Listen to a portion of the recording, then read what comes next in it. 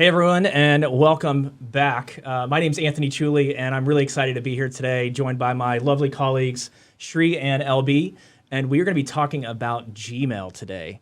And the reason that we're talking about Gmail is it's not only the largest mailbox provider on the planet, but they have had quite a memorable year, the past year and a half, right? So I love talking about Gmail because it's often one of the mailbox providers that many marketers struggle with, and they seem to be a little bit unique and elusive. So let's get right into it. Shri, can you talk about the year that Gmail's had? I know that they've done quite a bit of things and new features and changes over the past year and a half. What are some of the new things coming out of Gmail? Absolutely. So Gmail has had a wonderful run over the last year, and it's basically a build-up that they have been trying to just develop the tool. And I think the main point over here is that they really believe on user experience. So they're going really hard on that. And so the recent changes, I would say, is, of course, the AMP in Gmail, which is right now just started with Gmail. I'm pretty sure Yahoo's also going to take over or follow suit soon. So that's one. And then you have the Gmail annotations. So those two things are such major breakthroughs for Gmail. And just for user experience, I think Gmail has a wonderful year. And it's just a start, I guess. Yeah, and those two, I mean, from my experience, AMP for email, and annotations have made a huge splash, right? Those are big industry announcements that many brands and marketers are paying attention to. Tell me a little bit about, if you can, what those are for maybe folks that aren't familiar. Absolutely. So AMP is basically where, just from a personal user experience, once you open an email and you start interacting with the email, you can actually have your coupons or anything which can be interactive, and you can just complete the transaction within the email. You don't even have to go to another website. And what I've noticed is that, say, if you're from somewhere in Asia or somewhere where you do not have an excellent mobile network, so you don't have to jump onto a different browser and just complete the transaction. You can do the whole thing inside. And that's, again, coming back to user experience, it's wonderful. And annotations, of course, is where you can just go ahead and highlight if you have any kind of sales or deals or offers. And just if you're just trying to fight up your way into the promotions tab, you can just go at the very top. You can just give the complete information to your users, what they're looking for. And just having that kind of information on your fingertips in your mobile, I think it's a game changer again. Yeah, I would agree. I think it's two really good examples of ways to reiterate what you said about improving user experience, but also just changing the value of email. Both of these changes, I think, are significant in adding new ways and new territories for brands to increase engagement and just drive more value out of an email. Absolutely. I mean, that's the whole point of email, right? It's a communication channel. So when you have your users just have everything inside the email, interacting, everything's done in the email, it's just going to improve the stickiness factor for the customers to your product. Well said. LB, what are some other things that Gmail's been up to? Yeah, I think just to highlight what Sri said, like Gmail is absolutely rabid about user experience. And they are very quick to cut anything that a sender is doing that they believe is going to result in a negative user experience.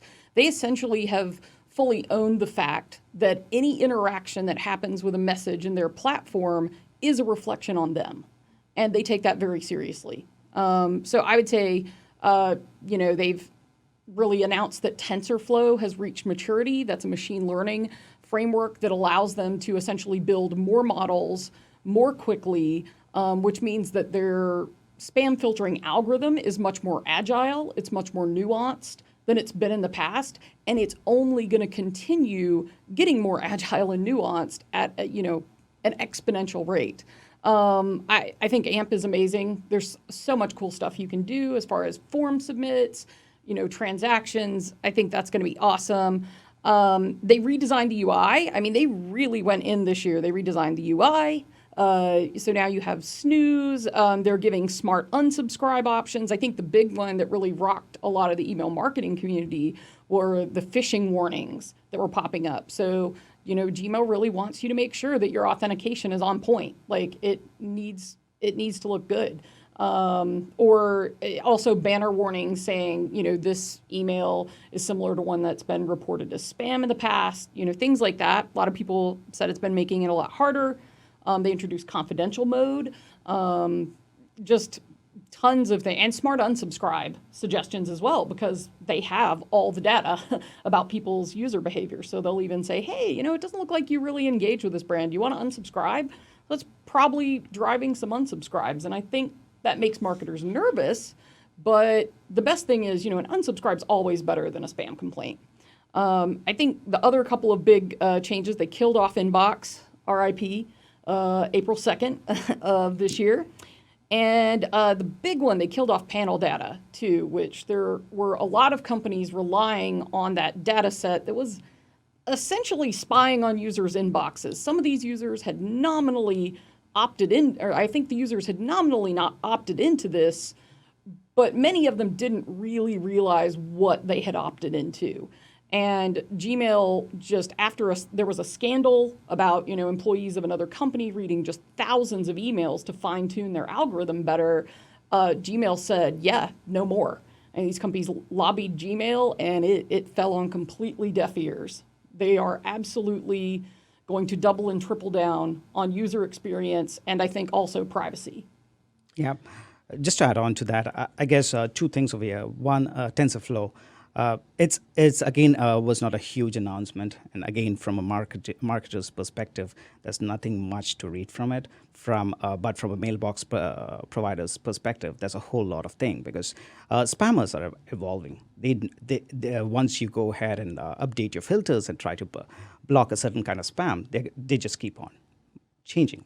And they move It's like much a virus. faster. It's like a virus, like absolutely. a human immune virus, or like a immune system. Absolutely. So in TensorFlow, what they basically did is, for the last 2 years, just the image-based URLs and just all of the emails being so rich in the whole graphics and web. So it's very difficult. They can just go ahead and put some hidden URLs in the emails, which were not easily trackable by our traditional filters. So that last mile catching of those emails was what Gmail said they were able to block about 100 million, is what they said, with TensorFlow.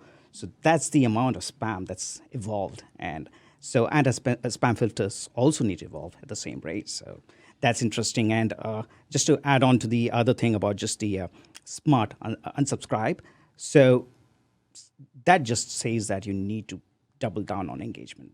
That's how much Gmail is looking at engagement. So if you have an email over there which has not been opened or had any kind of interaction for, say, about 30 to 60 days, that's how deep Gmail is looking at your engagement data. So that's where marketers also need to just go ahead and check, am I checking the engagement? Yeah, I think there's clearly a lot of things in play, and certainly Gmail has accomplished quite a bit in changes and new feature announcements and redesign. And when I look at these holistically together, what I see is not only we keep harping on user experience, but increasing in efficiency for their consumers, and clearly a knack for improving security, right? So security, whether it's catching additional spam or improving ways for security and confidential mode of drafting an email, or more prominent phishing warnings to protect their users. It's clear to me that two of the themes that are evident here are improving efficiency with the redesign, some of these new features, as well as security. And which leads me to my next question that I want to talk about, is something that I think a lot of marketers have either at some point or currently struggle with Gmail. Gmail tends to be this unique mailbox provider that really kind of acts like its own entity and doesn't follow a lot of the same rules or guidelines that work with other mailbox providers. So, Shri, I'll start with you, but what are some of the general best practices or tips that you can share for a marketer that's just really struggling to deliver in the inbox at Gmail? Sure. So one thing that I would like to say over here is all the ISPs have the same goal. That is, just send email to people who want to receive your email. So that's the goal that they start from. So everything else is just built upon that. So the interesting part is just Gmail has so much data about an average sender that they're able to make more educated decisions about how they want to handle your email. So that's where they just got into the whole domain reputation bandwagon pretty early, and that's where most of the other mailbox providers are just trying to catch up.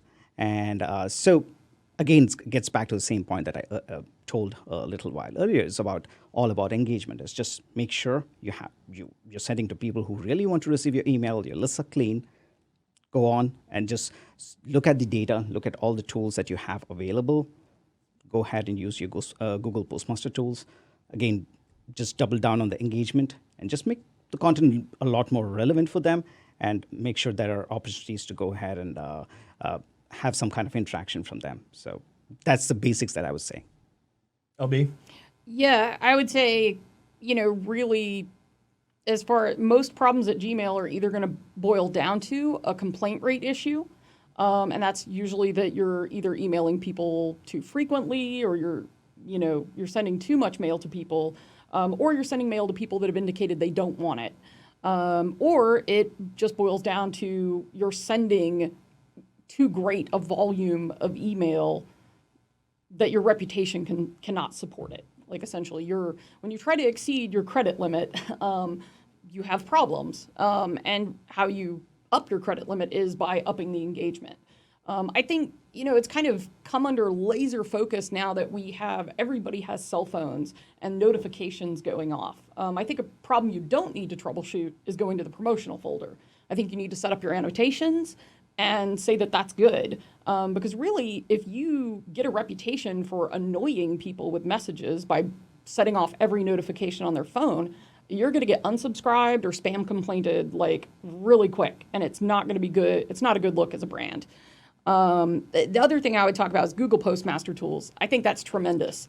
If you don't have Google Postmaster tools set up on your domain, do it now, because it's the only window you get into Gmail. Like others, like Yahoo, I know Sri can talk more about that, and AOL and Hotmail, they have more granular feedback loops. They will tell you who complained. Gmail will not. They do not route any complaint data back. The only way you get the data is by having your DKIM set up right and then being signed up for Google Postmaster tools and collecting that data.